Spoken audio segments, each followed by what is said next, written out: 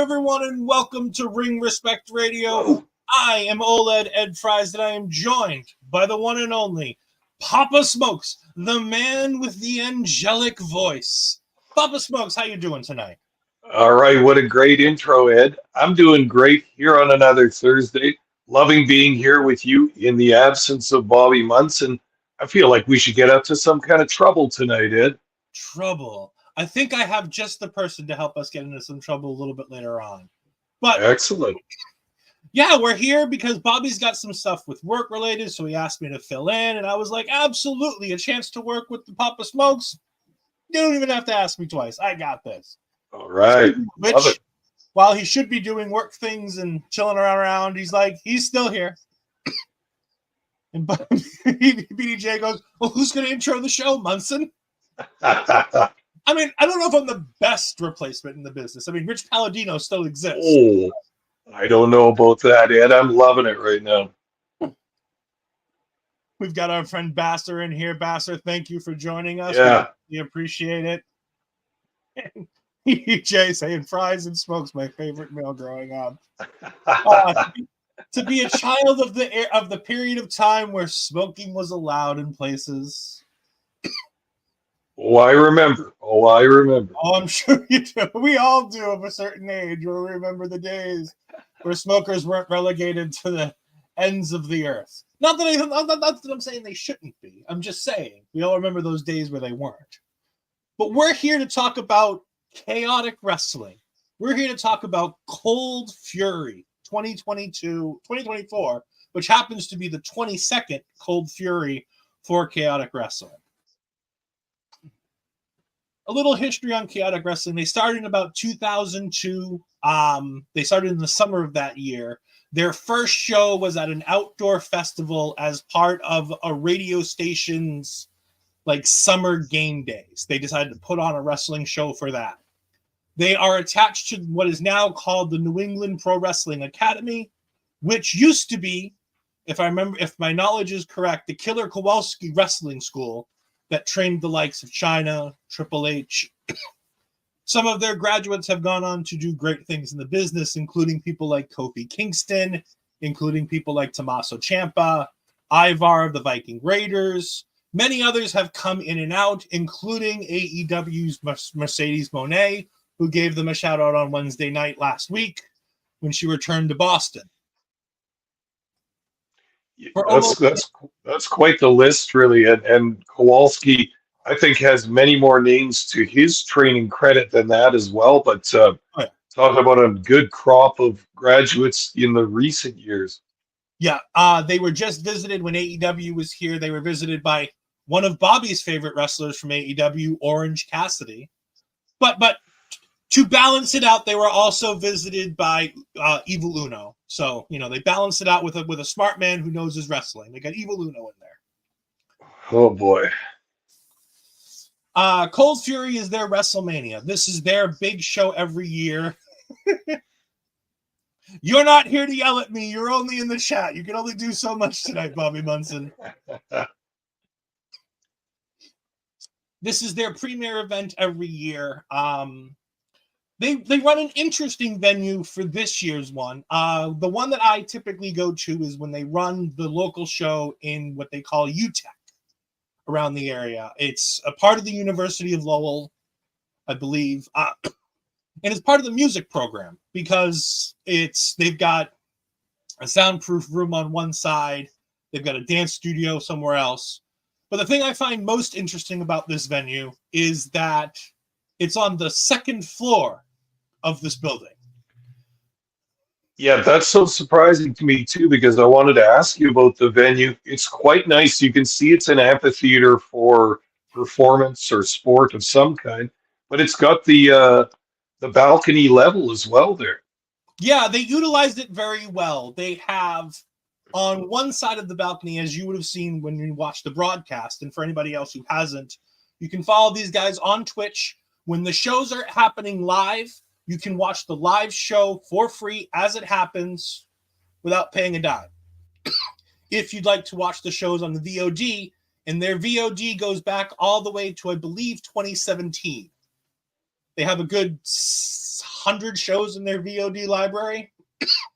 You can watch all that for $5 a month as a Twitch subscriber. So there's plenty there. If you follow them on YouTube, they have free matches up the wazoo. Other people who have come through and had matches. I know one of the matches I watched a little while ago was MJF versus Christian Casanova. So MJF versus Carmelo Hayes. Oh, okay.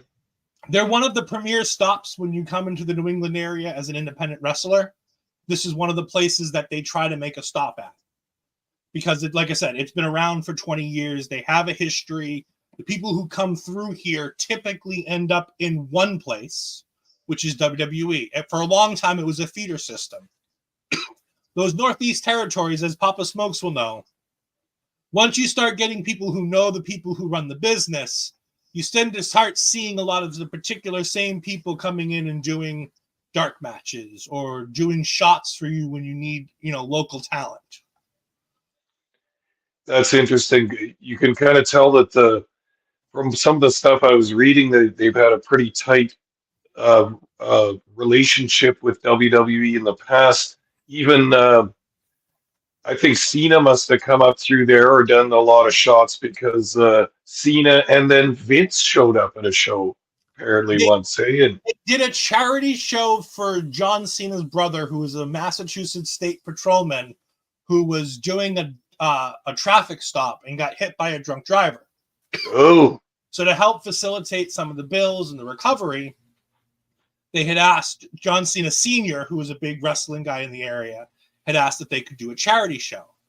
Obviously, he asked WWE if he could bring John down. Vince says, absolutely, no problem. Why don't I come down too? So Vince comes out, John comes out, and they start getting into something in the ring, and John Cena AAs Vince McMahon in the middle of the ring. Yeah. Wild, man. You know your indie fed is doing well when McMahon not only makes an appearance, but takes a bump at it. Yeah, he not only did he show up, he took a bump, all for charity. Even evil, terrible people every now and then do something nice. That's the only good thing we're going to say about Vince McMahon tonight, because there may be many shows in this network that will try to say good things about Vince McMahon. I don't think this man's one of them. No, and it's not just the recent allegations. There's lots of stuff. I don't want to get into it. We don't even have to talk about stuff that happened in the last 20, 30 years. You can go back 40, 50 years, and Papa Smokes is like, don't worry, I got ammunition for days. Yeah. But speaking about 2024's Chaotic Wrestling Cold Fury 22. The fact that they're both 20s really screwing me up here as I'm trying to talk about it. I hope not. It's a small. Did Vince know any of the paralegals in the company? Really hope not. The company's also been handed down. It seems like in like the day-to-day running of this company has been handed down from like independent wrestler who's like at the end of their career and doing things. Like Brian Fury used to run it for a while, but now I know Brian Fury's not as involved, and Chase Del Monte is credited as an on-screen owner.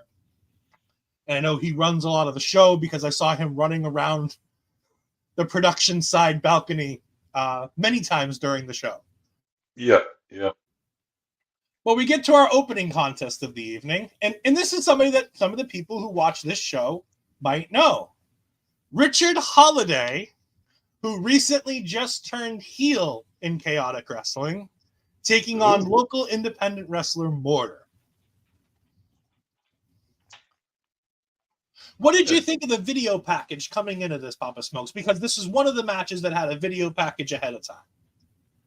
Yeah, I liked it, and I like the way they use promo and video packages throughout this show, just for anyone that hasn't been able to follow all the angles all the way through. There were a couple of packages towards the middle of this show that they kind of just filmed from the screen live in the building sort of thing, so it wasn't as clear, the sound wasn't as clear, a little bit muddy on some of what was going on in those, but helpful to this and promoting your wrestlers at the same time right before their match, introducing them to the crowd, just in case they don't know them. They get a good idea of, for example, the arrogance of Richard Holiday. Yeah, I thought it was really great that because this is their big show, they did a few video packages for this one. And I was excited that they did one for this one because the story behind the match is that Mortar won a fatal four-way, an impromptu fatal four-way a couple shows ago to be the number one contender for the world championship at the show that would have happened before this. However, after the match, Richard Holiday gave a great promo and he was telling him to go get the title. And then Holiday turned on him. And he beat the hell out of him. And he threw him through a door, as you do. And at the end of the promo, he said, the venom is back in the snake. Yeah, that was made reference to on commentary throughout the match. Good little line, especially for Holiday. He's one of those guys that, especially when he's the heel character, he's one of those guys that's a heel hiding in plain sight. He looks nice. He's tall. He's handsome. He has a nice haircut, all that stuff. But you can't trust a guy like that. Also, they had a little bit of addition to his entrance theme this week. It wasn't just you're breathing the rarefied air. It was painted black to start, a slow, deep woman's melody version of Painted Black. It was really interesting. Mortar came out, and as you saw with the many Mortars, the versions of Mortar I thought that were interesting from the local students.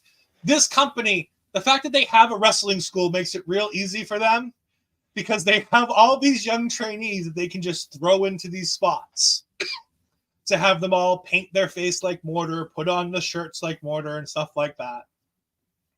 You then had Julissa, one of she is the social media supervisor. And the reason we bring her up is because of the fact that at the next show, at one of the other shows that Holiday was at, she was getting footage for social media. So she's using her phone to do it.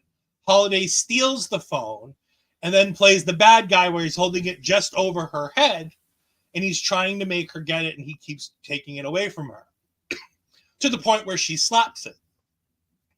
And he's like, okay, enough's enough. And he shoves her down and he gives her her phone and he walks away.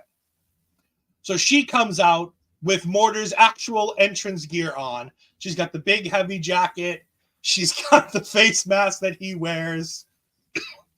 And yes, she better watch out. Holiday has a liking for social media. Interview queen. Thankfully, she's not the interviewer. She is just the social media lead. We do have the wonderful Danielle on social media and interviewing. The match is great. Like, it starts out, Mortar's still making his entrance theoretically, and Holiday's just standing there, and Mortar's like, screw it, I'm going to take you out while I'm doing my entrance.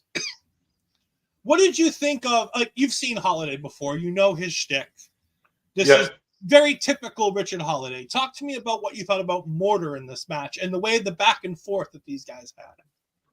Yeah, I was unfamiliar with Mortar. It looks like he's been around the block a number of times. He has good fundamentals and all that. But in this match, he's got Holiday's kind of like the traditional classic heel in a way because there's nothing fancy or extra special about, nothing gimmicky about him. He's just playing a complete douchebag, like we were talking about, slick. My father's a lawyer and all this kind of stuff.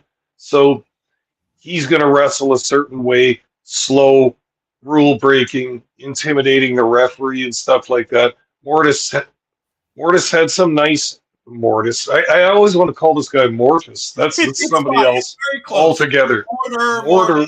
Very close. Mortar fought from underneath from a lot of this, like a babyface. And, it was back and forth. There were a few times where it looked like he had Holiday beat, of course, but the heel's going to be slimy, wiggle his way out of it. And then, as we saw, I just got to look at the finish here. Oh, yeah. Okay, we can talk about the finish if you're ready to do that. Julissa, of course, involved with it. Yeah, Jaleesa goes ahead and holds Richard Holiday, so he starts paying attention too much to her as he's standing on the second rope with his bum firmly planted on the top turnbuckle. Mortar comes running back up after he got pushed down while his attention's distracted, goes ahead and racks him up and throws him to the ground, gets the 1, 2, 3. Yeah. They go ahead and pose, and interlaced throughout this, because I was there live, I do have some photos that I can share because I was ringside. Yes. Yes, please. The wonderful Jaleesa and Mortar. One of the funny stories that wouldn't have come over on commentary or wouldn't have come through the show. While Mortar was the babyface and the beloved babyface as it was, he had a large section of free tickets given out, and they were all positioned directly behind me. Yeah. His entire family, his mother, his aunt, I believe his girlfriend and her wife, some kids in the family, they were all positioned directly behind me. So Lord knows I know exactly how loud they were. And they were. They were very loud for him. Babyface gets the win. He's now the number one contender.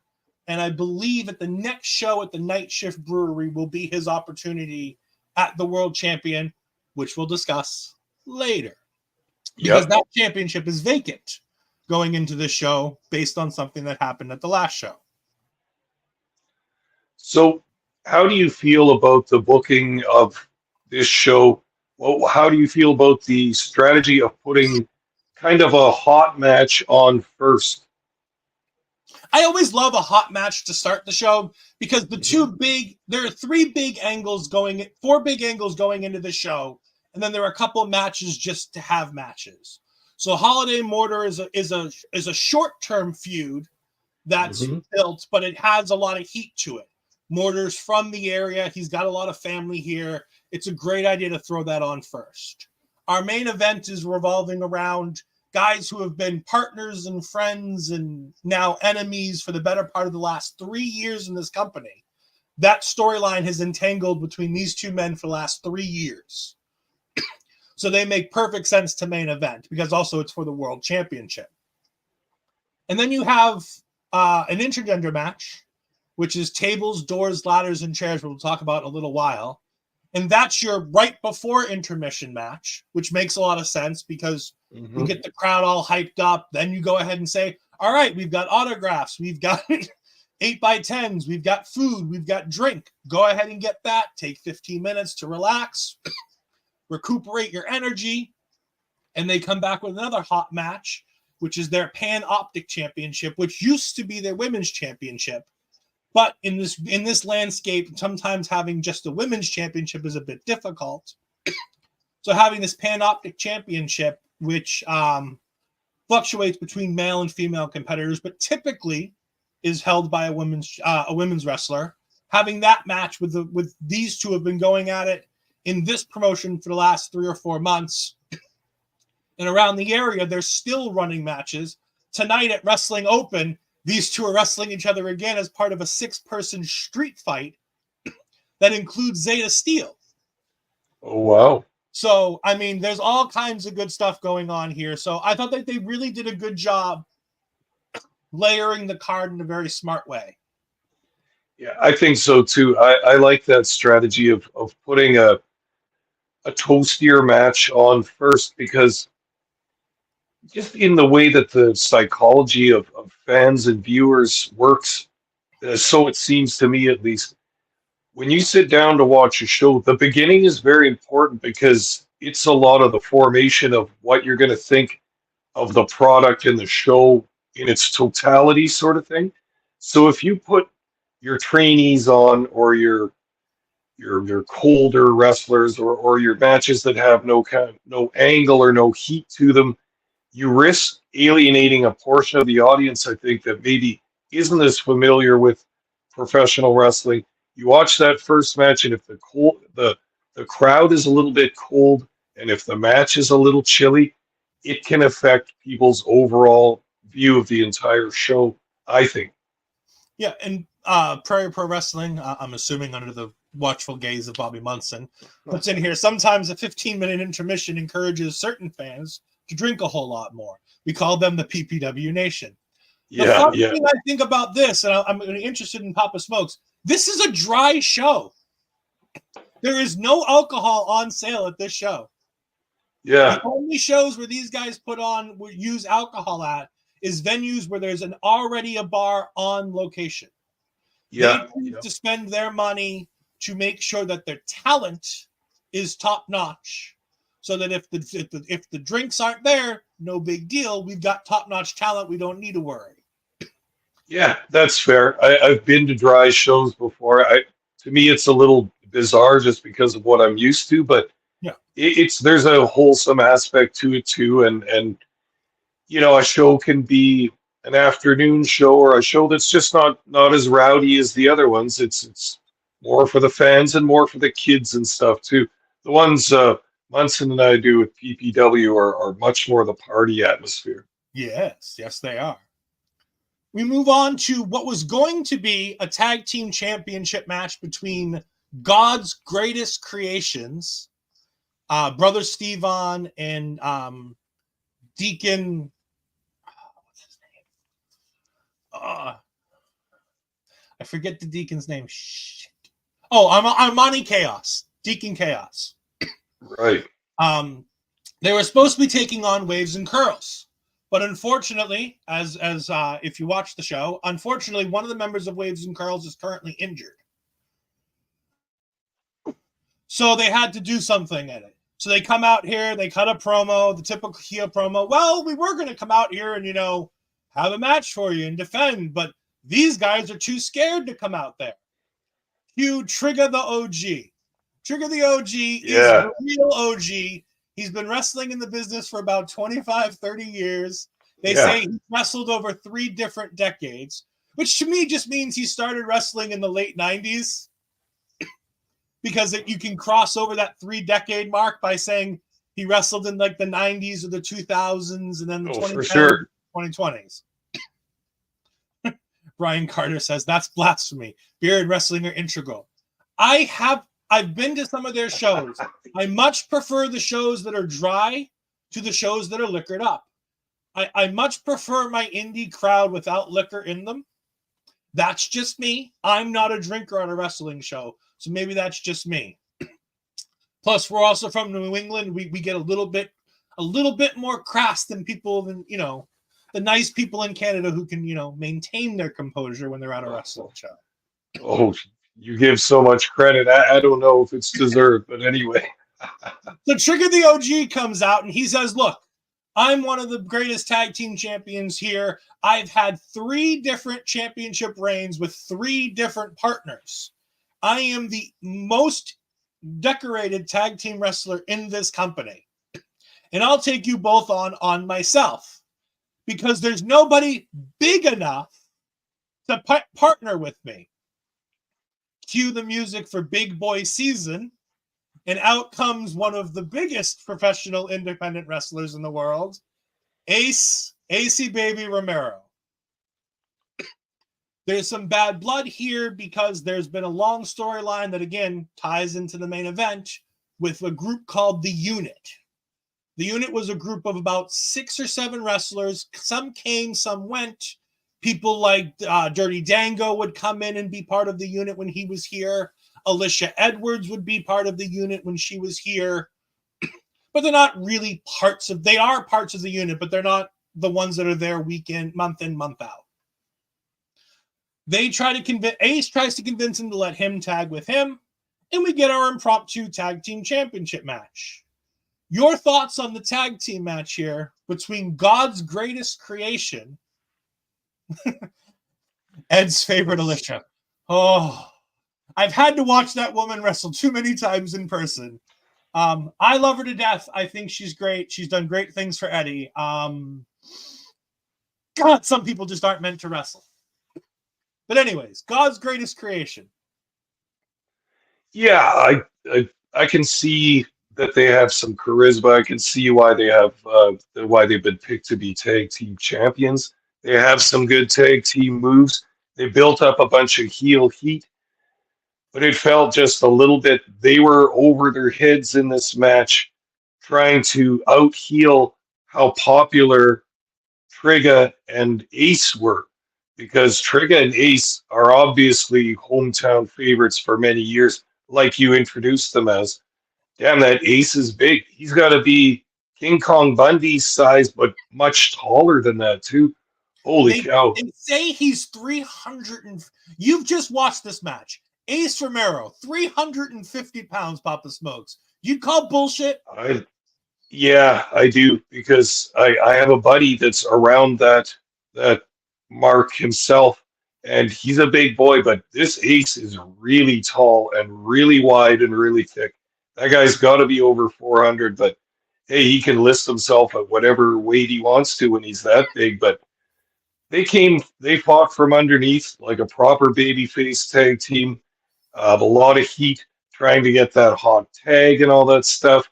And you could kind of prognosticate that the tag team titles weren't going to change hands on this during this particular match, despite the popularity of the challengers.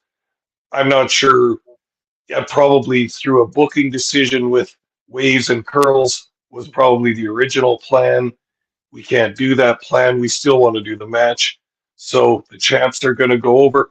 Pretty decent tag team match. Also long. All the matches on this, excuse me, on this show were very, very long.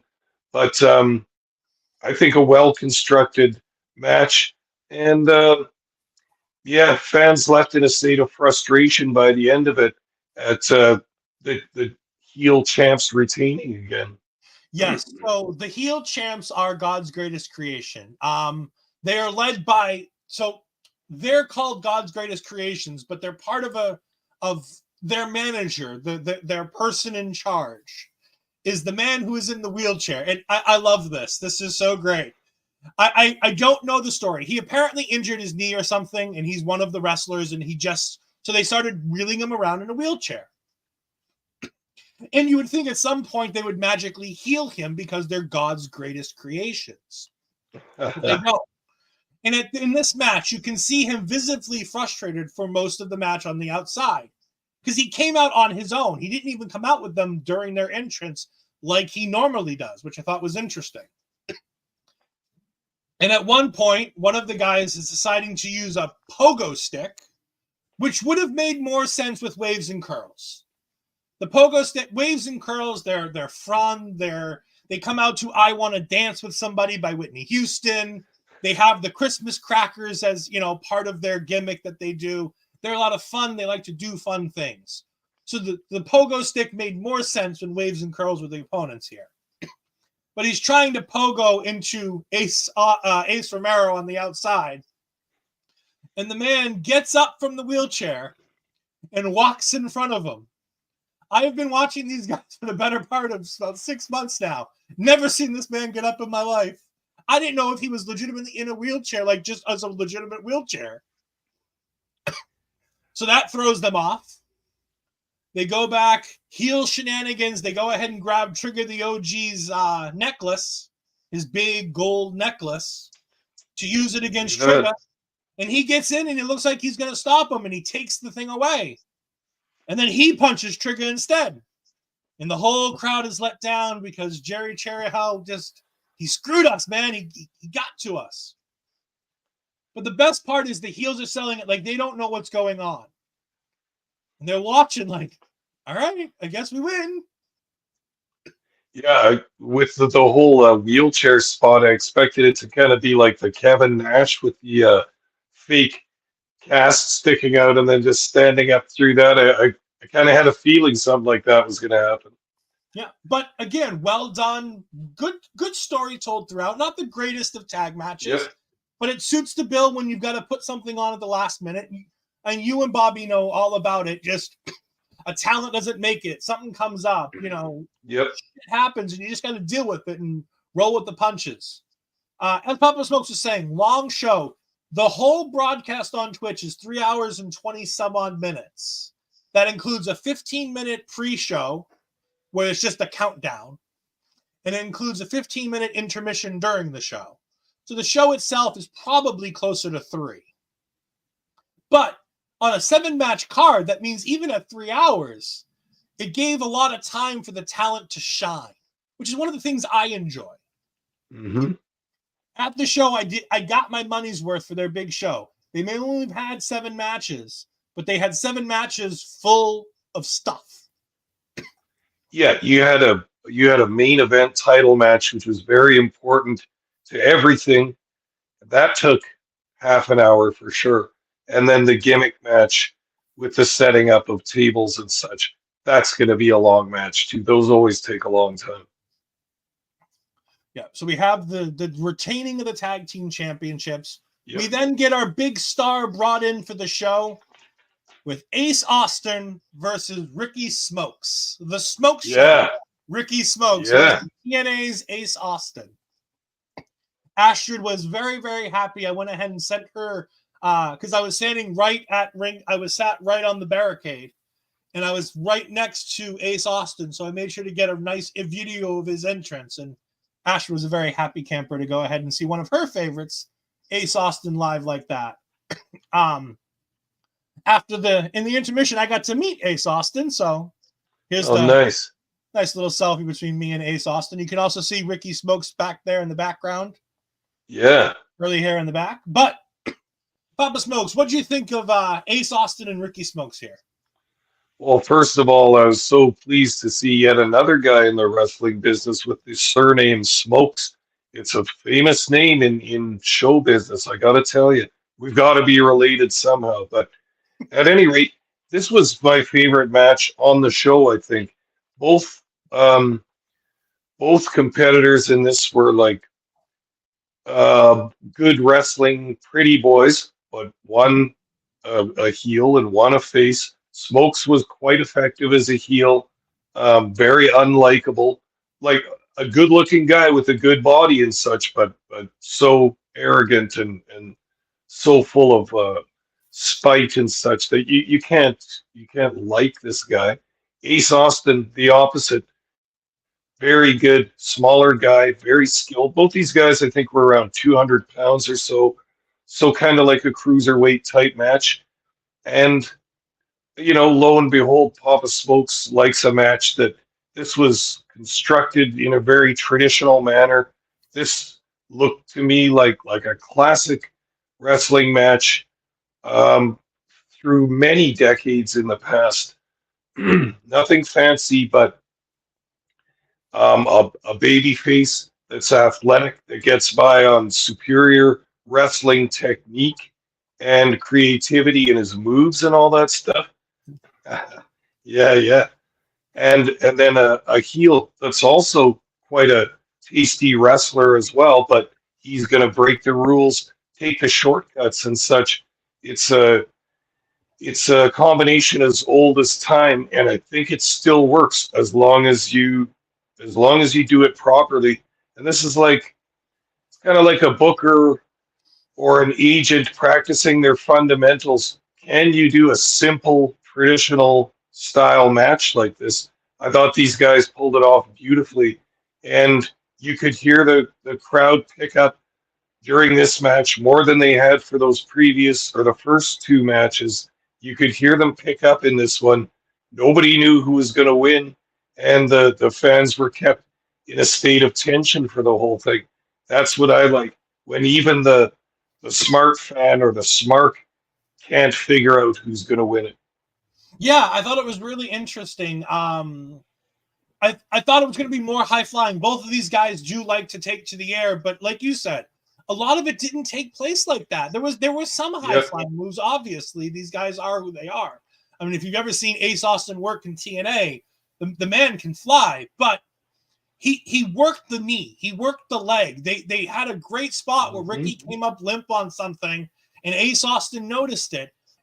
The entirety of the rest of the match is Ace Austin working that knee, trying to get to that knee because he knows that could be his ticket to a win, taking advantage of that. And the entire time, Ricky Smokes is working as heel, but almost feels like a babyface because he's working from underneath with the leg, and he's trying to just get out of it and get through it.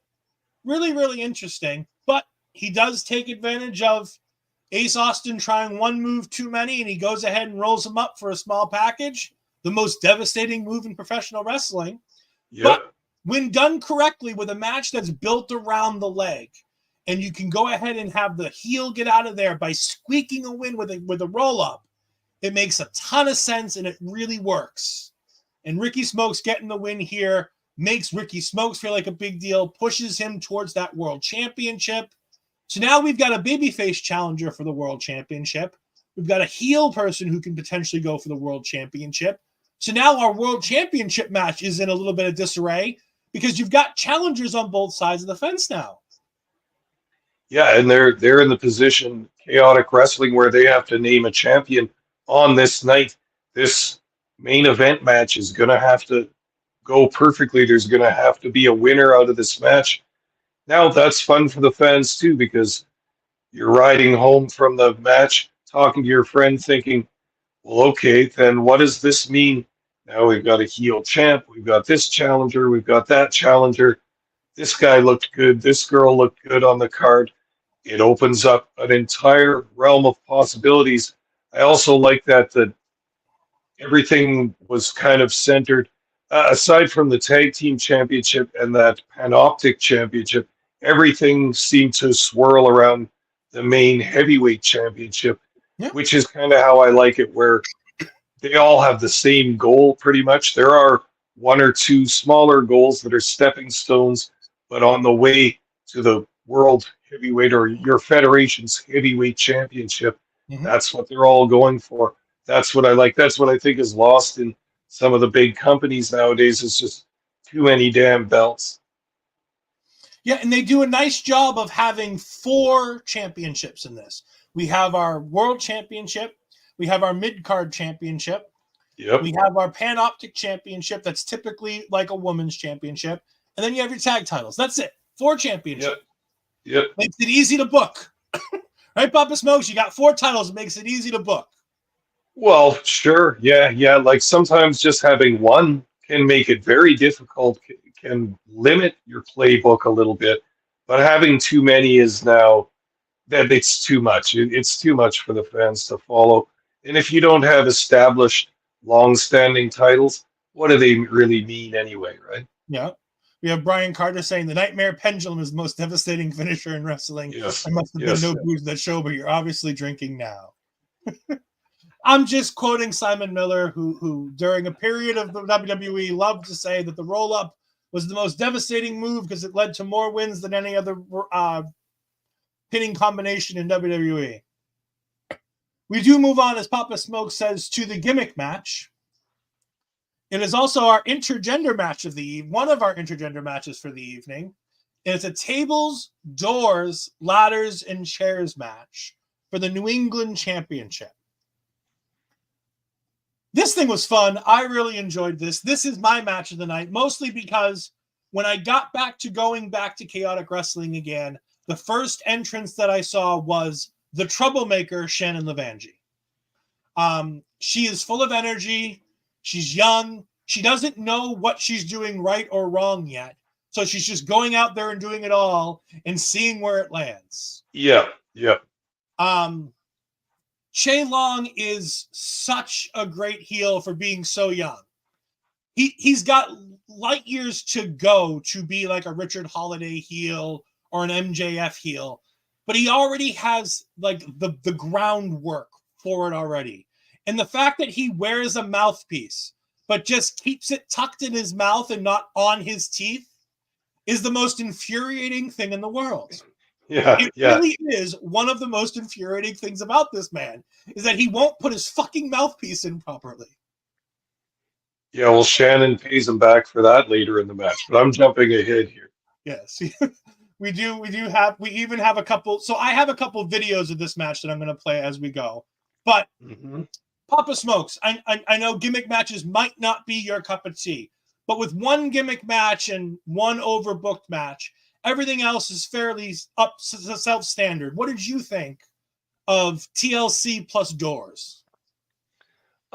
It was okay, and I thought that the intergender issue made it kind of more interesting in a way, because for one thing, there's not a lot of physical size difference between these two.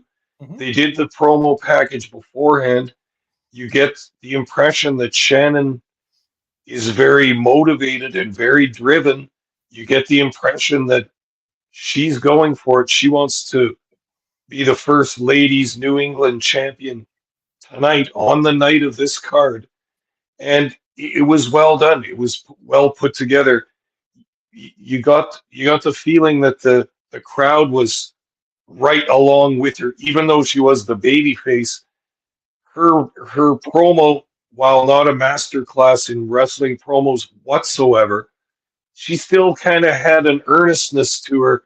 She still kind of made it sound convincing that she was going to go out and win this come hell or high water. So it got you invested in it. Then you hear Long's promo part, and he's slimy, and he's a jerk, and he's a coward, and he's an asshole. So, I mean, again, they set the table very nicely for this match. Um, in terms of, I don't know the angle of buildup of how long that these two feuded before they decided they needed a match like this to settle things. Couple months. Doesn't okay. Well, that's plenty then, really, in terms of that. But no, it was pretty good. It wasn't overly sloppy. Took a long time. I have it in my notes here. There were some endless periods where they set stuff up and set themselves up on the ropes. It's a lot of waiting sometimes, but that's the way it goes in matches like this. Yeah, for two younger talents here, I thought it was quite solid, and Shannon did a good job of putting herself over to the crowd. I mean, this was another match. You could hear the crowd very loud, even over the video version of it and stuff. They were getting into this, and there were a number of false finishes where the fans were right with it if it was going to end there, but they kept it going a little bit. Yeah, it was good. It was okay. Like you say, not totally my cup of tea, but I like to watch talents I've never seen before. And both of these were good. And I could see a future for Shannon in a ladies division where she could get some more experience against different kinds of opponents. Yeah. It wasn't as much of a spot fest as you'd think it would be for a tables, ladders, and doors match. They had a multitude of them. Don't get me wrong. We're going to play two of them. But they wasn't like, okay, 1, 2, 3 spot. 1, 2, 3 spot fest. 1, 2, 3 spot fest. There was a lot of rigmarole. It didn't help that poor Che Long, the tables weren't working for him at all to save his life. He was not having good luck with these tables, and the crowd let him know. At one point, he finally sets up a table properly. The crowd cheers for him. He flips us off. Later on, he does it again, and the crowd cheers for him, and he bows. Like, it is fantastic. But there are two spots I want to play here. The first one is going to the outside, and just the video will take for itself.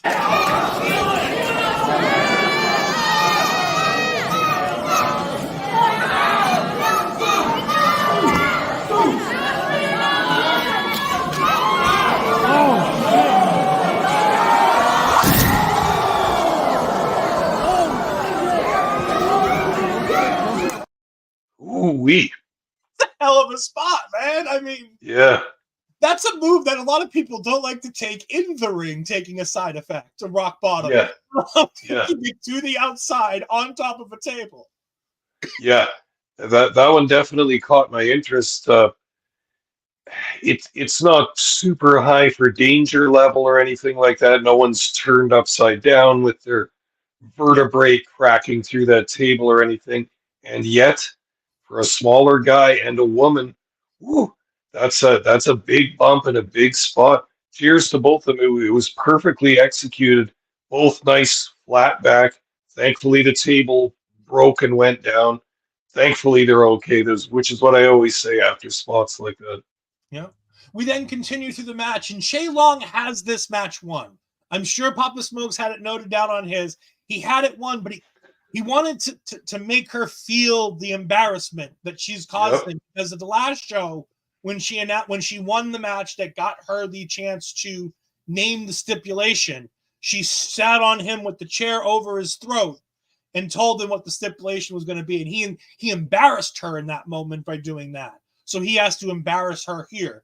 So he tries to go for a big spot. It doesn't work out for him. And then we get to the top of the ladder. And this happens. This is also the finish of the match. We're just going to let it speak for itself. Oh, she put it in his mouth. She put it in his mouth? She put it in his mouth. That's where it's supposed to go. Yes, but not after it's in his pants. Oh, yes, but it was already there. At least it's in the right position.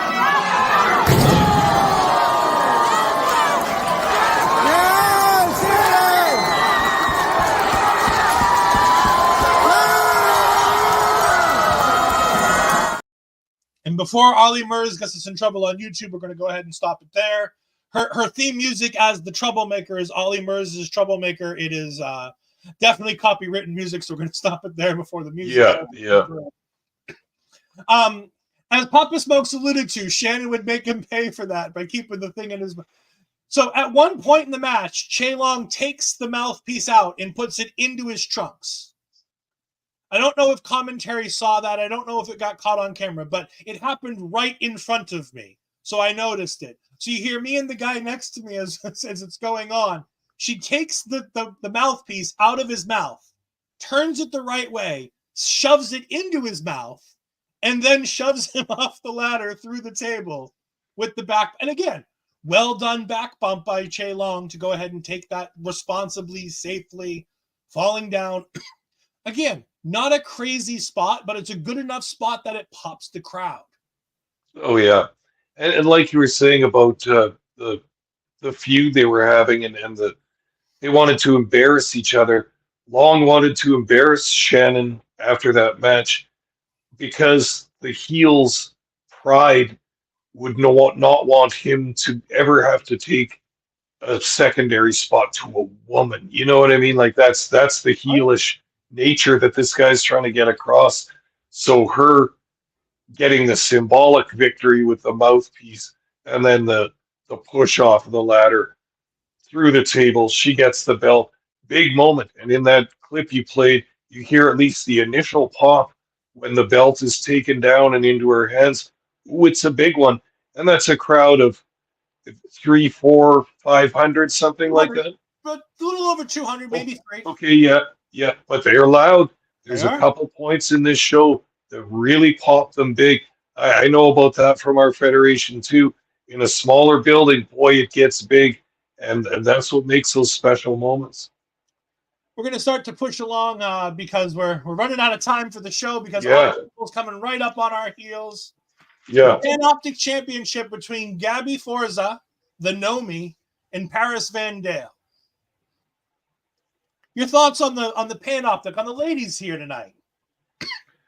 Well, Forza came out looking like a strong, athletic baby face kind of thing. She's got some support from the crowd, and then Paris Van Dale, my word, she heels it up hard, and that whole long entrance.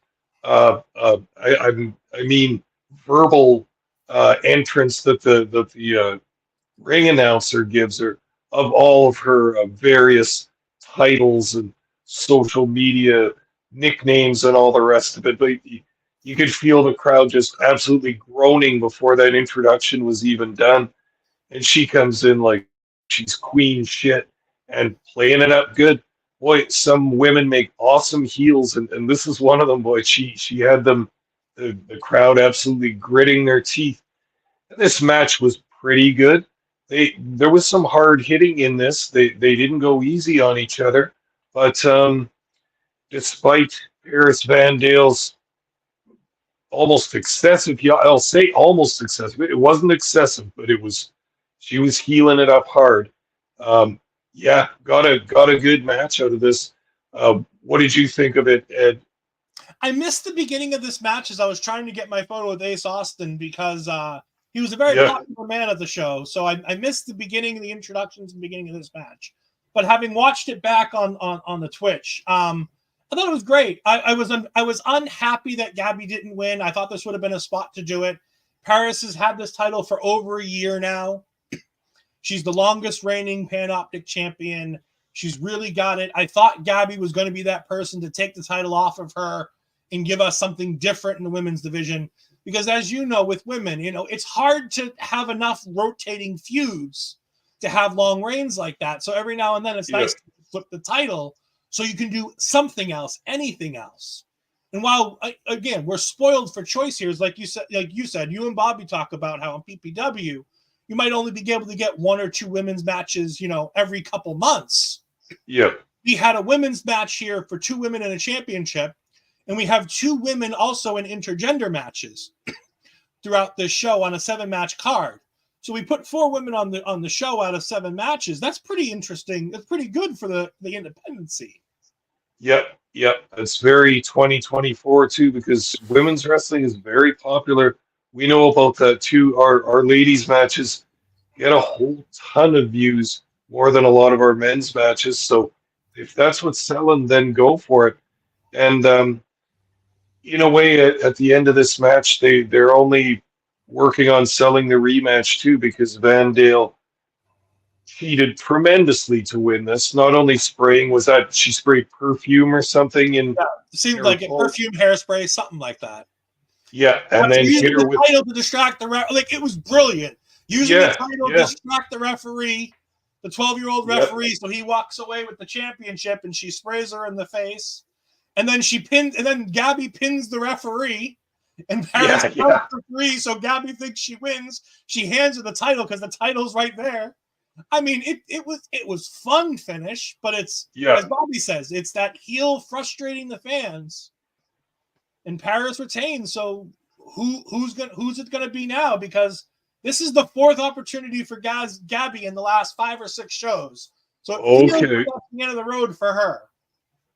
But I felt like this sort of double cheat, ending the perfume and then hitting her with the belt, was kind of the sauce to make up the rematch for this. But no, they're probably done now. There still could be another match in here. It feels to me like this was going to be the end, but like you said, based on the finish, there could be more.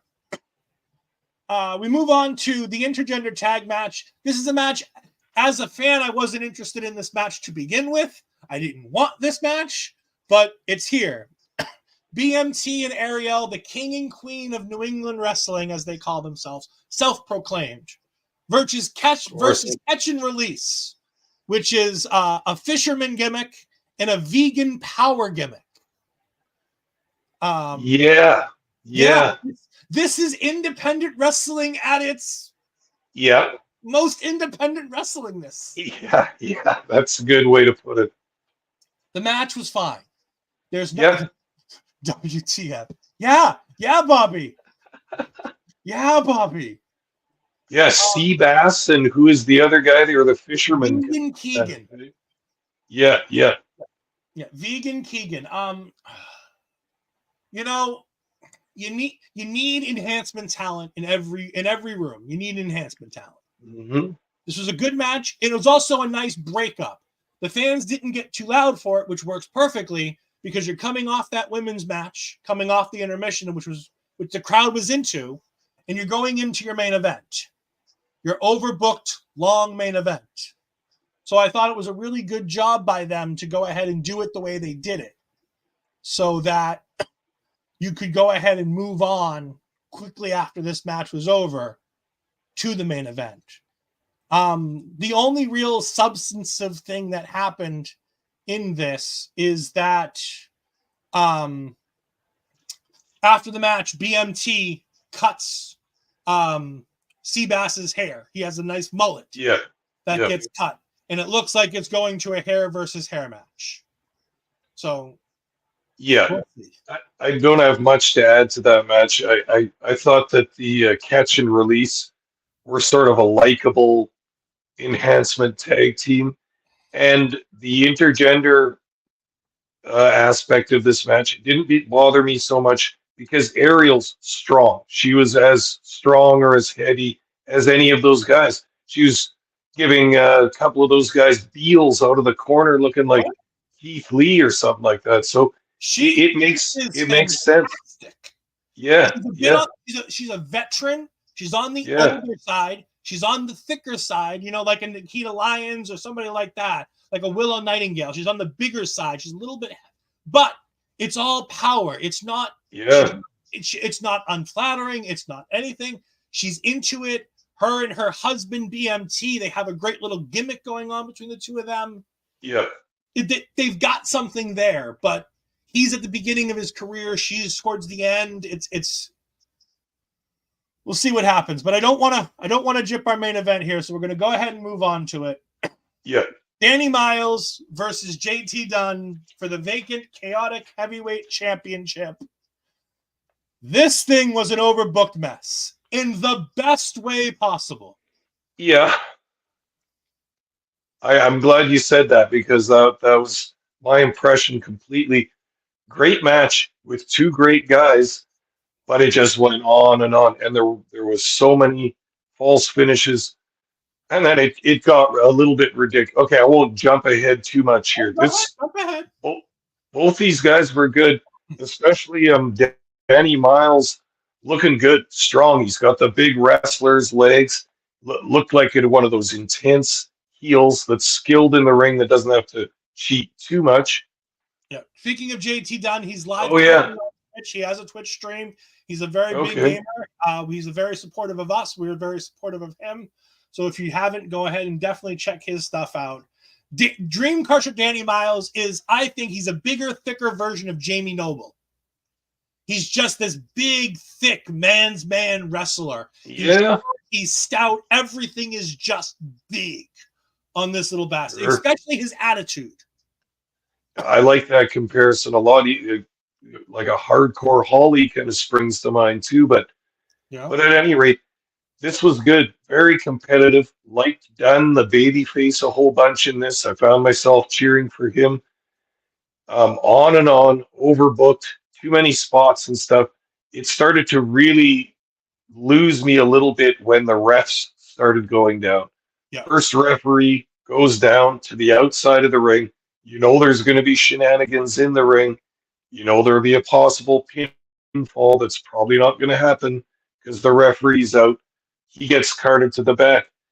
Another referee finally runs out. 2 minutes later, he's down and out. No. So then Frigga, the OG, who was kind of the outside of the ring special enforcer, had to come in and fill the role of referee for this, taking off his shirt, of course, to reveal the referee's stripes. This guy's cool. He's over with the crowd, and they were loving this part a whole bunch, but he had to come in the ring and bring some law and order. Yeah. So the big thing to talk about with this is one of the important things is this is the unit. The unit is made up of Ace Romero, Trigger the OG, Danny Miles, JT Dunn, Hollywood Mike Verna, and Chase Del Monte, the owner and runner of the shows. Yeah. Everybody in that group has a run-in in this match. Yeah. Everybody. Chase comes out because he wants Danny as champion. He doesn't want JT. They've been fighting for 10 years. They're sick of each other. He doesn't want JT with that championship for a fourth time. Plus, he's a 3-time champion. So if JT wins a fourth, JT's now better than him. And he's semi-retired as it is. Hollywood Mike Verna had back fusion surgery, but he comes out to go ahead and even the odds after Chase comes out there. Ace Romero comes out. He gets met with a chair shot to the head after an Undertaker spot where the lights go out. All of a sudden, you see a black wall run by me. I'm like, oh, Ace Romero's into the ring. Yeah. He gets in there. Danny sees him, and he's scared. Whack! Big-ass chair shot right to the face. Yeah. Fantastic chair shot, too. I'll say. It sounded like a shotgun. On the sound, it reverberated. In the arena, it reverberated. He rolled to the outside, and he was dead. But it does come down to the two guys in the ring, one-on-one. No real shenanigans happen to the two of them, which I think is very interesting. Through all of this, all the shenanigans are around the outside parties as opposed to the people in the ring, which I think was very interesting. Yeah, one of the best parts of the match, very much enjoyed the beginning. You could see they were taking their time. You could see they had a lot of time. They wrestled, catch as catch can style, Yeah. lots of reversals, lots of excellent pro wrestling. But the other best part of the match was after all that gaga, just a tiny little mini match that led to the finish right at the very end. That was some good action right there. Yeah. Sorry, I have both streams open as I'm getting ready to do production for the Honor Ramble. The girls. Yeah. Yeah, this was a great match. It was all right, Monkey Johnny in TNA, TNO. Wrong stream. Yeah, it was a great main event. And again, I took a couple photos and I think, Danny gets the win. The heel ends up getting the big win in the end. Hmm. I have this great shot of JT down right in front of me, just staring up at Danny Miles. He's just showing off his new world championship. Yeah, that's what really hurts when you have to stand there and watch the new guy with the belt you wanted. Yeah, it's such a really, really great shot. And then here, Danny Miles with the championship staring back at JT Dunn here. Just absolutely fantastic as well. Ugh. But Papa Smokes, all right, what did you think of the show as a whole? As a whole, I thought it was quite enjoyable. We talked about the way this card was booked.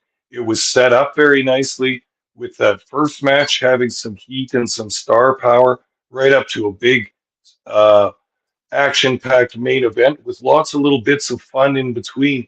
And I thought this was quite good. It had a little bit of everything. It had something for the hardcore people, something for the wrestling people, something for the ladies fans, all that stuff.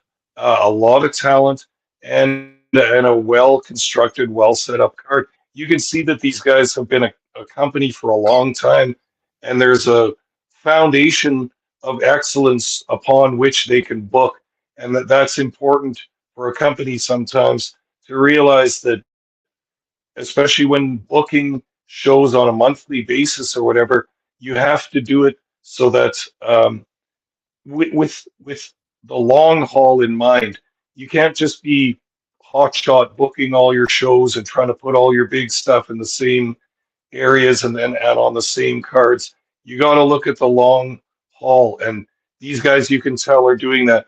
Despite a couple of matches that had too much stuff in them, this seemed to just bring the angles along just at a nice, workable pace, and then having a few, as I call them, exhibition style matches, or as you said before, matches just for the sake of having a match for the people that love pro wrestling as a sport. And you don't have to have an angle. You could just have two athletes both want to win the match, and that's the only story in the match. Perfectly fine by me. Yeah. Papa Smokes, we're running out of time here tonight as we get ready to make room for Honor Ramble. Tell the good people about the most expensive ticker in all of entertainment. Okay, I can be found in Elon Musk's free speech wonderland known as X. I am at smokes_papa. You can also find me on Twitch at papa_smokes_. Yes, and of course, you can follow Bobby Munson, the man who normally is here with Papa Smokes, at Real Bobby Munson on X, on Instagram and Threads at Video Bros SK, and also on Twitch at _Bobby Munson. Bobby, we'll be back next week. Thank you all for enjoying this show. And Papa Smokes, it was great to finally work with you one-on-one without For that sure. Munson getting in the way. Yeah. Oh, I had a great time. Thanks a lot for doing this, Ed. Feel very comfortable doing an enjoyable podcast with you. Awesome. I'll work anytime with you, man.